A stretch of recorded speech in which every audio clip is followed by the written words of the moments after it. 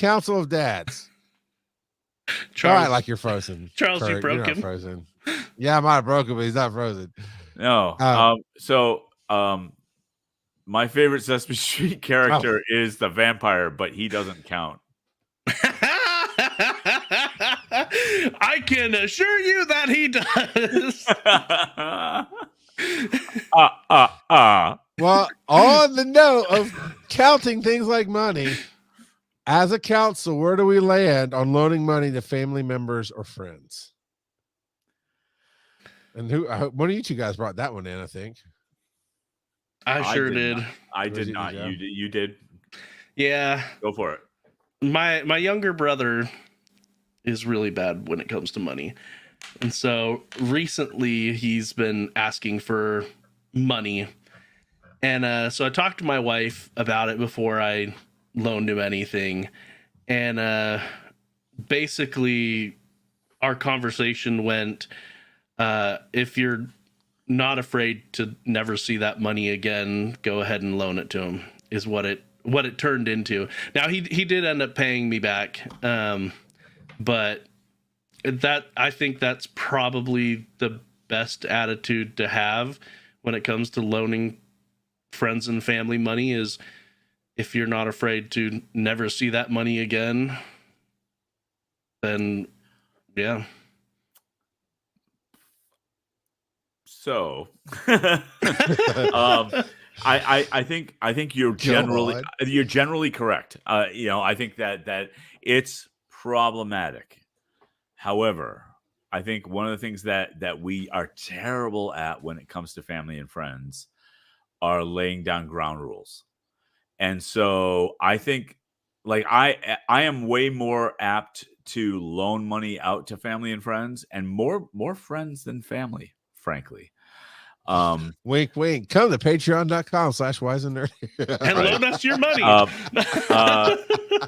But when I've had to either get a loan from friends or loan money to friends, before money is exchanged, we say, okay, so how about you give me $100 a week or $50 a week, whatever is appropriate for the amount that you're loaning or being loaned.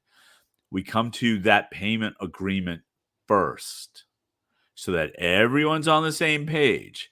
Because generally speaking, when you're dealing with family and friends, your desire often is, sure, how much do you need? And here you go, pay me back when you can, or when you get a chance, or whatever. And what's your VIG on it? No VIG. Oh, come on. No. Well, so I will say though, when my car bit the dust last year, my company loaned me the money to buy the new car. It is different. And there is a percentage rate associated with that. Well, I mean, they could have done it without, but company versus friendship is a little different. But yeah, it is. That sounds like a good company, though. Except my best friend is the owner of the company. So, yeah. So he wouldn't have done it otherwise, I don't think. But I think that really it's everybody being on the same page before money's exchanged. Because that's when it gets weird, right? It just gets weird because you go, I don't want to bug you for it because I don't want to be, that guy. But if everybody's agreeing that you're paying money back every week, is if the friend or family goes, hey, I'm tight this week, I can't do it, but I'll pay you next week. Is it okay to skip a week? That's your prerogative. You can say yes or no. You're probably going to say yes because you don't have much of a choice. But but you have, if you respect each other, you have those conversations. Look, I'll sign your cast after. I'm going to break your knee right now. No, I won't do it. I won't do it. I understand that. I completely understand that. What's your favorite ice cream? Because I'm going to punch you in the throat.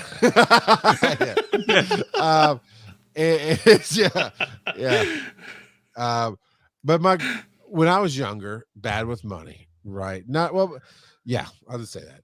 I needed surgery on my knee. It's when I had severed the knee, the muscle in the knee, and I had okay insurance. I was going to pay for most of it, but my copay was like $2,000 or something like that, or $1,200. It was something that I'm already on 60% pay for short-term disability, and I was a poor EMT to start with, and I wasn't good with money.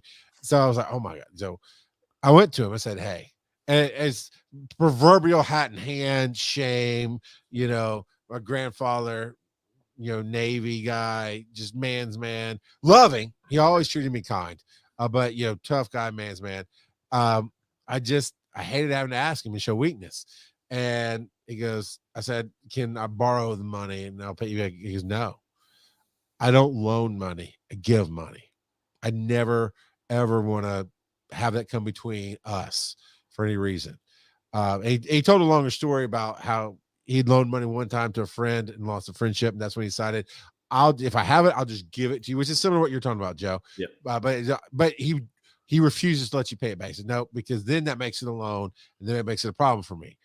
I gave it to you because you're my friend. Cool. Later on in life, I learned from Bishop Jim Swilley and a few other people that I'd rather give a blessing, essentially give a joyful moment to you. It's like, hey, no, I want to do this, and there's no talk of ever repaying it back. There's no anything. It's like literally my joy, my repayment is knowing I changed your life in a moment that you needed help. Yeah, I got to do that this past Christmas. Somebody I work with just was having real hard time in life, and life is just throwing the knockout punches like Tyson, man. And all she could do was like, hey, my pipes burst and this, that. And I was like, what do you need? And she was, I don't know, just anything will help. And I happen to have just gotten a really good bonus at work. So I threw like a couple $100 her way. And it changed her life. And it's something I could do in the moment. And that's what I want to do now, to the point that I did some high performance coaching late last year, and I could not afford that. So I went to my friend and owner of the company that I work with and said, will you guys loan it to me? And technically we put down a loan on paper, but they gave it to me because they never want it back. The paper really is just a commitment to, I'm here. You're investing in me to invest back into the company. You're helping me help you. We're good together. And it was more of a symbolic thing. And when I sent it, Tracy called me up and said, wait, I'm confused, because I was very specific about language, just in case anything worst case scenario did happen, it would actually hold up and I would owe the money to a certain point. I put a lot of legal, yes, I will have to pay this amount. And she's, I'm confused. You paying this back? It's like, no, I'm not. And I was worst case scenario. She's okay, good. Well, one, I love that you thought about worst case scenario, even though we're all happy right now. But two, don't you take my blessing. I was doing this because it changes something in me to help you. And if I thought you were going to pay this back, I wouldn't do it. I'm like, no, I hear you all day long. And that's just where I live. And that's what we've taught our kids too, is one of their biggest joys at Christmas is to go to the community center and a few churches. They do these things called angel trees, where it's some version of kids in need, right? Sometimes his parents are in jail and this kid's in need, but it's kids who can't get, and they love just going in specific. They want a Harry Potter book, size 15 pants, and this toy. And within reason, you don't have to buy all of them, but you got to buy one of them. It's very specific. It's not just, some generic dollar store stuff. And my kids love take their own money and they will go and do that. And it's really, that's just where I'm at. It's a great topic, but I will never loan money to anybody ever. It's just, if I got it, I'll give it to you. You know? So, and that is how the three of us will never be invited to host a homeschool panel at a homeschool conference. That's the show, everybody. And a very bad dad joke to get us out of here.